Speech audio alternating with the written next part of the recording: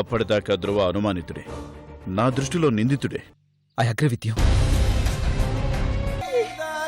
క్షణ క్షణ భయంతో చచ్చిపోతున్నాను ప్రశాంతి. ఏదైనా అవసరం ఉంటే కాల్ చేయి, వచ్చేస్తాను.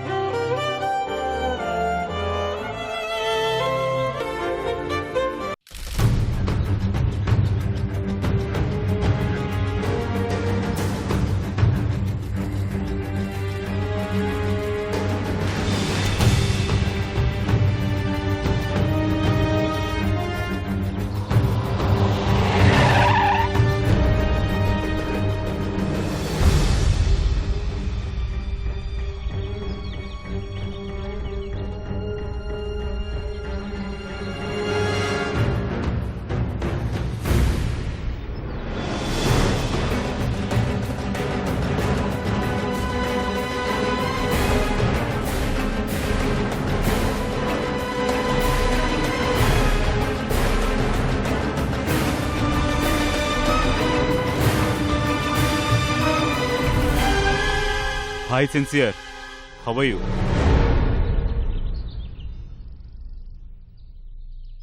సరదాగా ఓ 2 పెగ్గులేస్తూ మాట్లాడదామా? పిచ్చి పిచ్చిగా ఉందా? పిచ్చి నాకు కాదు బ్రదర్, నీకు. అరే, కాలు మీద కాలు వేసుకొని కరెన్సీ లెక్క పెట్టుకుంటూ బెంజ్ కార్లో తిరిగి ఎంజాయ్ చేయాల్సింది పోయి, అరే నువ్వేంటి బ్రో గంజి తాగుతానంటున్నావు? పాపపు గుడి తింటూ పల్లకిలో ఊరేగడం కంటే కష్టపడ్డ రూపాయితో కడుపు నింపుకోవడం నాకిష్టం. బ్రదర్, నీ డేట్ ఆఫ్ బర్త్ కి నువ్వు చెప్పే మాటలకి ఏదైనా మ్యాచ్ అవుతుందా? ఇంత నాన్ సింక్ డైలాగ్ ఎలా చెప్తున్నావు బ్రదర్? మన కంఫర్ట్ కోసం ఎవరినైనా కన్నీళ్లు పెట్టించగలిగే మీలాంటి వాళ్ళకి నాలాంటి వాడి మాటలు కనెక్ట్ అవ్వరా? నాన్ సింక్ లానే అనిపిస్తాయి. నన్ను వదిలేరన్నయ్య, కానీ నీ మాటలు చేతలు డాడీకి బాగా కనెక్ట్ అయినట్టున్నాయి. అందుకే సతీషో సతీషో అని నీకోసం తెగ బాధపడిపోతున్నాడు. ఆ బాధలో బాటిల్స్ లేపేస్తున్నాడు. సడన్ గా ఇంత మార్పు ఎందుకు వచ్చినట్టు? ఏదో వచ్చింది. ఆ మార్పును చూసి యాక్సెప్ట్ చేయొచ్చు కదన్నయ్య. నీ గురించి ఆలోచించి కొడుకా అని ఏడ్చి తనకేమైనా అయితే తర్వాత గిల్టీ ఫీల్ అయి చస్తావు. మీరంతా అదే కేటగిరీ కదా. నేను డాడీని క్షమించి ఇంటికి రావాలని కోరుకుంటున్నావా నువ్వు కూడా? అదేంటి బ్రదర్, నా మీద అంత డౌట్ వచ్చింది? నేను ఇంట్లో లేకపోతే నీకు మంచిదే కదా, అంతా నీదే అవుతుంది కదా. మంచిదే కాదనను, అంతా నాదవుతుంది. కానీ నువ్వు తిరస్కరించావనే బాధతో ఆ పిచ్చి నా డాడీ నాకన్యాయం చేస్తే అప్పుడు నేను నిన్ను వేసేయాల్సి ఉంటుంది. మొదటి నుంచి నువ్వంటేనే కదా ఆ మహానుభావుడికి ప్రేమ. నేను ఎదవనే. ఇప్పుడు ఆ ప్రేమ ఇంకా ముదిరింది. సతీష్ లేని ఇంట్లో ఉండలేను అంటున్నాడు. ఏడ్చి అల్లాడిపోతాడు ఆ సార్. కాబట్టి ఇప్పటికైనా ఇంటికి వచ్చేసేయ్. నాకు కాస్త మంచి చేసిన వాడు అవుతావు. వస్తాను.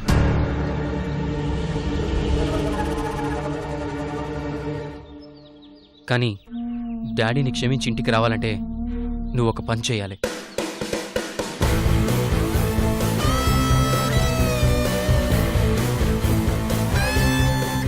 ఏంటో? డాడీకి వంశీ అంకుల్కి జరిగిన యాక్సిడెంట్కి సంబంధం లేదని నిర్ధారణ కావాలి. డాడీ అబద్ధం చెప్తున్నాడో నిజం చెప్తున్నాడో నాకు అర్థం కావడం లేదు. తన ప్రతి మూమెంట్ని నువ్వు గమనించి నాకు రిపోర్ట్ ఇవ్వాలి. బాగుంది బాస్, చాలా బాగుంది. దొంగ చేతికి తాళాలు ఇవ్వడం అంటే ఇదే. అయినా నీకు నన్నెలా నమ్మాలనిపించింది బ్రదర్? నువ్వు మరీ అంత వెదవు కాదు కాబట్టి, ఇంకా నువ్వంత దిగజారలేదు కాబట్టి. అప్పుడప్పుడు టైం బాగుంటే రియలైజ్ అవుతుంటావు కదా. ఆ క్వాలిటీ ఇంకా బ్రతికే ఉంది నీలో అనుకుంటున్నాను. వీడేమో పొగడ్తలతో కొట్టాడు, ఆయన గారేమో సెంటిమెంట్తో కొట్టాడు. మొత్తానికి నన్ను భలే ఇరికించారు. నాకేమో దిక్కు దివానం లేదు. అంతా మన బ్యాడ్ టైం. చెప్పింది గుర్తుందిగా? అబ్బా, మర్చిపోయే పని అప్పచెప్పావా? వస్తా.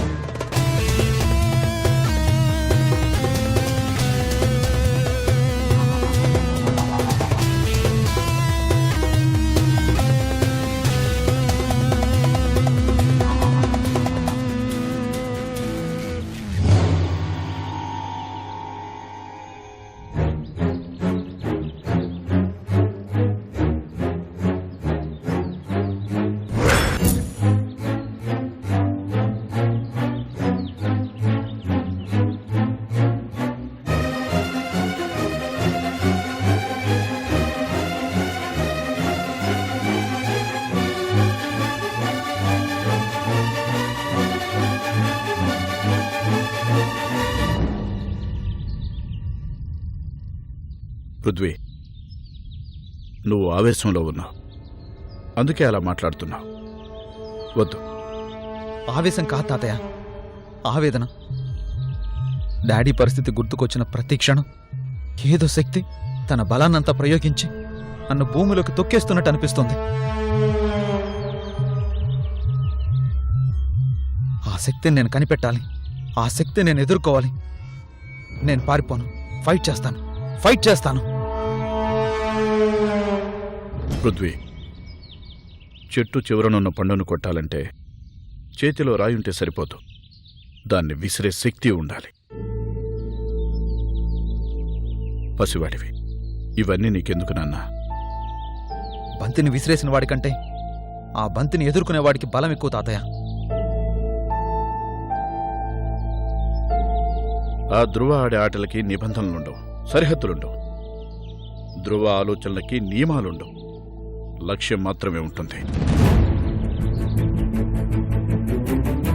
ధ్రువ మామూలు వాడు కాదు, పరమ మోసగాడు. వాడి వెనక పెద్ద సిండికేట్ ఉంది. వాణ్ణి నువ్వు ఢీ కొడితే తట్టుకోలేవు. చంపేస్తాడు, అంతేగా? నీకు తెలియదు తాతయ్య, ఆ ధ్రువ మమ్మీని ఎలా బ్లాక్మెయిల్ చేశాడో. అతన్ని వదిలిపెడితే మళ్ళీ అదే నీచ పని చేయడానికి ఆస్కారం ఇచ్చిన వాళ్ళం మొత్తం. దీనికి ఫుల్ స్టాప్ పెట్టాల్సిందే.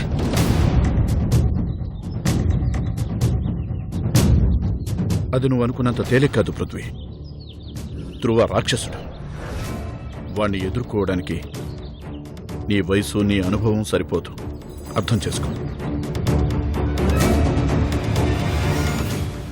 మీరేనా తాతయ్య ఇలా మాట్లాడుతుంది? తప్పు చేసిన వాడి మీద నిప్పులు కురిపించే మీరు నాకు పిరికి మందు నూరి పోస్తున్నారా?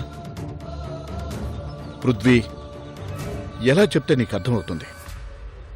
నేను వేరు, నువ్వు వేరు. కానీ మన బాధ ఒక్కటే కదా తాతయ్య. నన్నెందుకు ఆపుతున్నారు? పృథ్వీ, ధ్రువ నా జోలికి రావట్లేదన్నా, నా ముందు తలదించుకుంటున్నాడన్నా నా మీద గౌరవంతో కాదు, నా బలం తనకి తెలుసు కాబట్టి.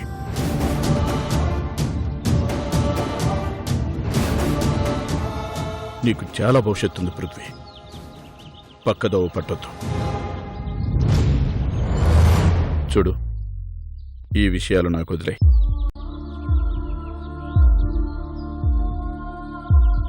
దివ్యని అల్లారు ముద్దుగా చూసుకున్నాను. నువ్వు తన ప్రాణం. నీకేమైనా అయితే తట్టుకోలేదు.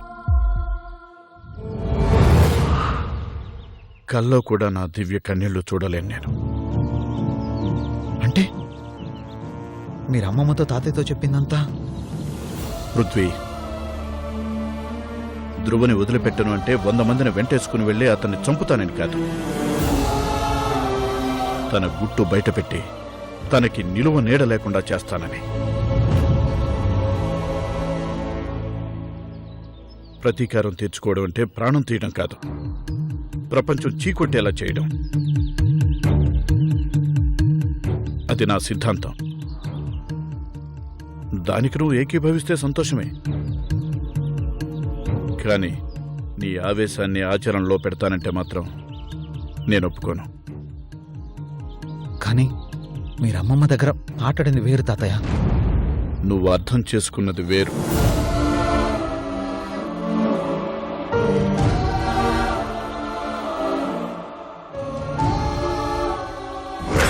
అంటే నీ ఉద్దేశం అసలు అంకుల్ యాక్సిడెంట్కి మా డాడీకి సంబంధం ఏంటి పృథ్వీ? తప్పని నీకు అనిపిస్తే వెళ్ళి ఎంక్వైరీ చేయి.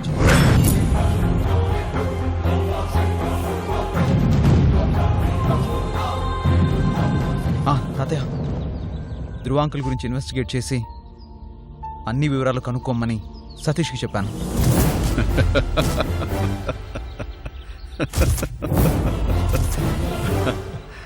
ఎంత అమాయకుడివి.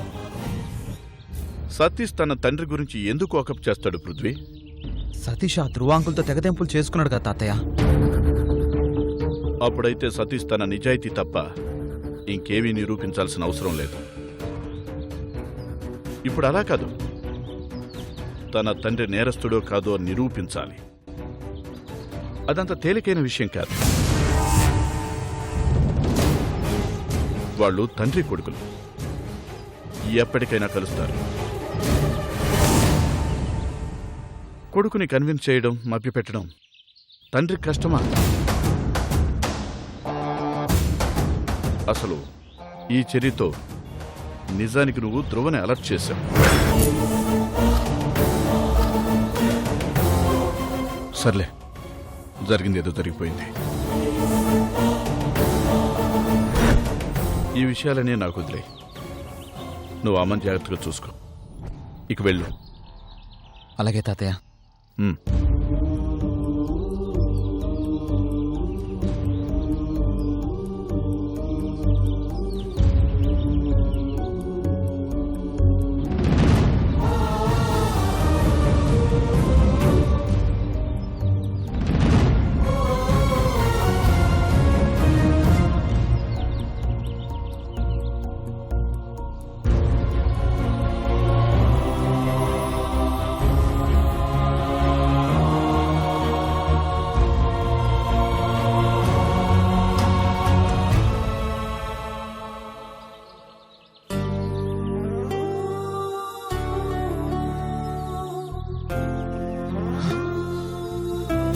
డాడీ,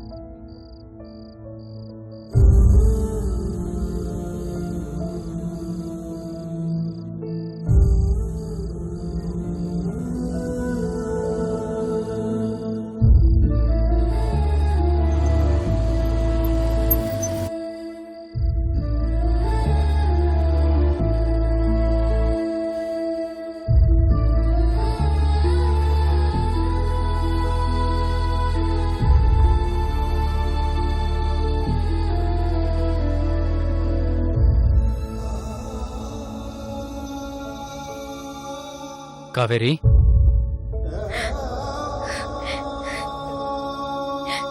సతీష్,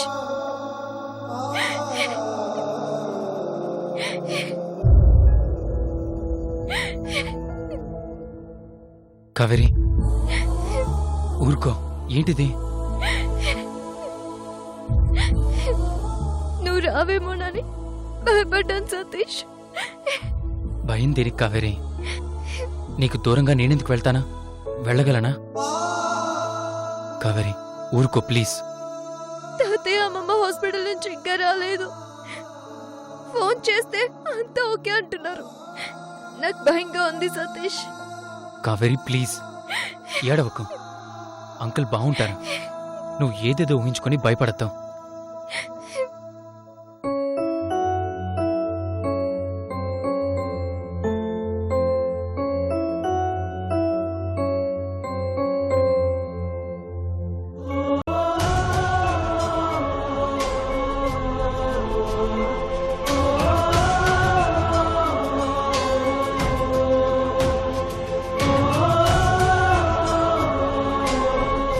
ఏంటిది ఇలా చేస్తున్నాడు? పృథ్వీ ఎప్పుడు ఇలా ప్రవర్తించలేదు. కూర్చో. కావేరి, ఒక మాట చెప్తాను, నిదానంగా విను. ఏంటది? ఇక నేను ఇక్కడ ఉండలేను. సతీష్, టెన్షన్ పడుకో. మంచేదో చెడేదో పృథ్వీ అర్థం చేసుకున్నాక, మనసు పెట్టి ఆలోచించాక మళ్ళీ వస్తాను. అంతవరకు నేను ఇక్కడ ఉండాలని ఎక్స్పెక్ట్ చేయకు ప్లీజ్. డాడీ విషయం బానుని కూడా అడిగాను. తను కూడా పాజిటివ్గానే చెప్తున్నాడు. అయినా పృథ్వీకి నమ్మకం కుదరట్లేదు. It's okay. దేనికైనా టైం అనేది వస్తుంది. నిజానిజాలు అవే బయటపడతాయి. అప్పటిదాకా ఇక్కడే ఉండి పృథ్వీ ముందు తిరగలేను. అర్థం చేసుకో. ఈ విషయం నీకు పర్సనల్గా చెప్తామనే వచ్చాను. Take care. సతీష్,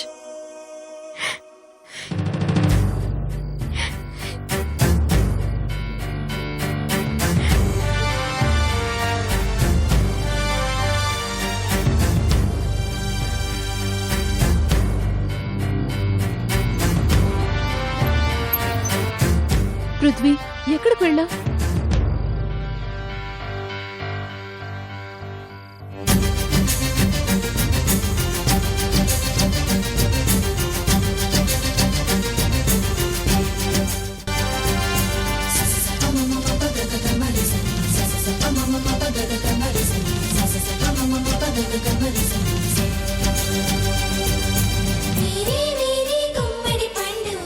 వెళ్తాను.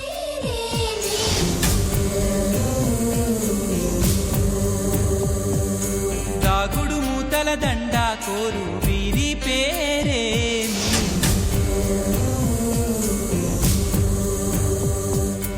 ఎవరికి వారొక తీరు, చివరికి ఏమవుతారు? పైనున్న దేవుడు గారు మీ తెలివికి జోహారు.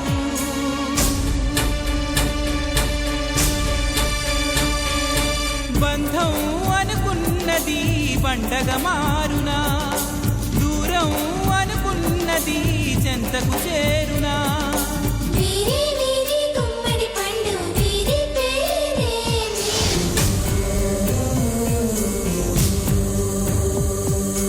దాగుడు మూతల దండ కోరు వీరి పేరేమి?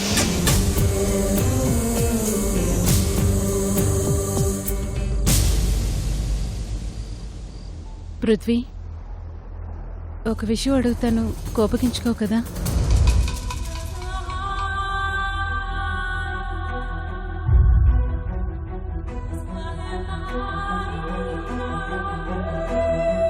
నువ్వు అలా చేయకుండా ఉండాల్సింది పృథ్వీ. సతీష్ వాళ్ళ డాడీకి ఆ యాక్సిడెంట్కి ఏ సంబంధం లేదని చెప్తున్నాడు కదా, ఎందుకు ఒప్పుకోవు నువ్వు?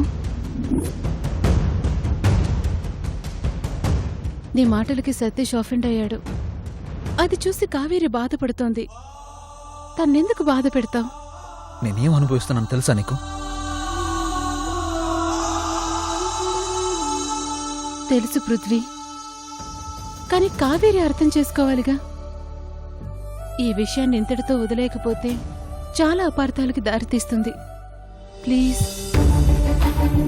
నేను ఆ ధ్రువ అంకుల్ని ఎందుకు అనుమానిస్తున్నాను? ఆయన తప్పు చేయలేదంటే నా మనసు ఎందుకు ఒప్పుకోవట్లేదు? కారణం ఉంది ప్రశాంతి. ఏంటి పృథ్వీ అది? డాడీ క్షేమంగా ఇంటికొచ్చాక చెప్తాను. సరే.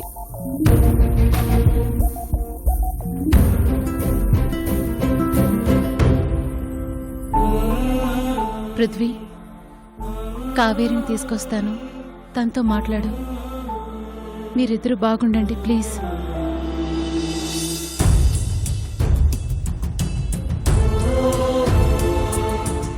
ప్రశాంతి, చెప్పు పృథ్వీ.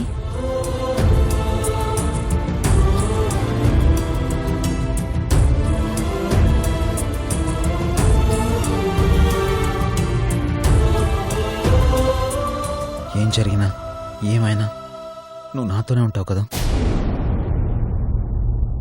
ఆ ప్రశ్న నిన్ను నేను అడగాలి.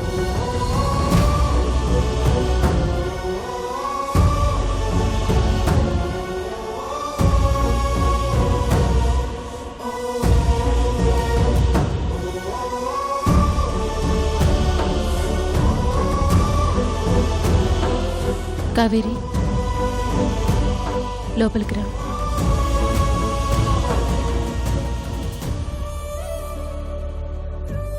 ప్లీజ్ కావేరి, పృథ్వీ రమ్మంటున్నాడు. ఇలా వద్దు కావేరి, బాగోలేదు. మనం దూరాలు పెంచుకోవద్దు, ప్రత్యేకించి ఈ టైంలో. మనం ఒకరికొకరు ఓదార్పుగా ఉండాలి తప్ప ఒంటరిగా ఉండకూడదు. రా కావేరి, ప్లీజ్.